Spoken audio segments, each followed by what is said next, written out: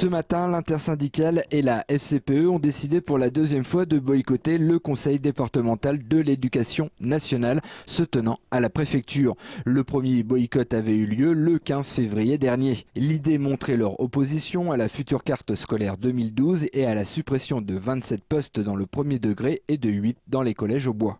On nous dit que c'est un poste de toute façon de fonctionnaire sur 2 qui disparaît, donc c'est la crise, il n'y a pas à discuter. Ben non, il y a à discuter, parce que c'est l'avenir de nos gamins qui est en jeu. Rien ne changera la décision finale du Conseil départemental de l'éducation nationale qui aujourd'hui entérinera de toute façon la fermeture des 27 postes. Mais aujourd'hui, on espère marquer encore, on va dire, un temps fort. Et pour compléter leur action, une manifestation d'une vingtaine de parents et enseignants de l'école Jean Jaurès à la Chapelle-Saint-Luc s'est tenue devant la préfecture pendant le conseil. Ils protestent contre la suppression à la rentrée prochaine d'un professeur dans leur école. Vous nous avez dit qu'on devait être reçu par un représentant du préfet et de l'inspection académique pour 10h30. Ça fait 1 heure qu'on attend dans le froid.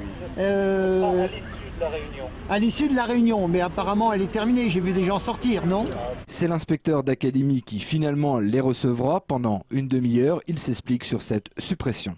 Il y a des seuils de calcul qui ont été maintenus. Je rappelle que ces seuils sont fixés à 25 élèves par classe. Ce sera le cas à la rentrée prochaine pour Jean Jaurès. J'ai rappelé que nous avions maintenu également la dotation d'un professeur supplémentaire sur cette école, de la même façon que est implanté dans cette école à la fois un réseau avec un maître G, 2 maîtres E, un psychologue et également 2 enseignants spécialisés. Pourtant, à l'issue de ce rendez-vous, les parents et enseignants venus protester ne sont toujours pas d'accord. On va essayer de continuer à se battre pour qu'il essaye de revenir sur sa décision. Je pense qu'il va être dur, mais on va le faire. On travaille dans des conditions déjà difficiles, que l'ensemble des enseignants fait vraiment déjà ce qu'il peut. Et nous enlever un poste, ça veut dire encore des conditions encore plus compliquées. Vendredi matin, ces parents d'élèves occuperont leur école pour continuer la lutte contre cette suppression de postes. De leur côté, les syndicats et fédérations devraient se rendre à Paris dans les prochaines semaines pour une manifestation nationale. Aucune date n'est définie à ce jour.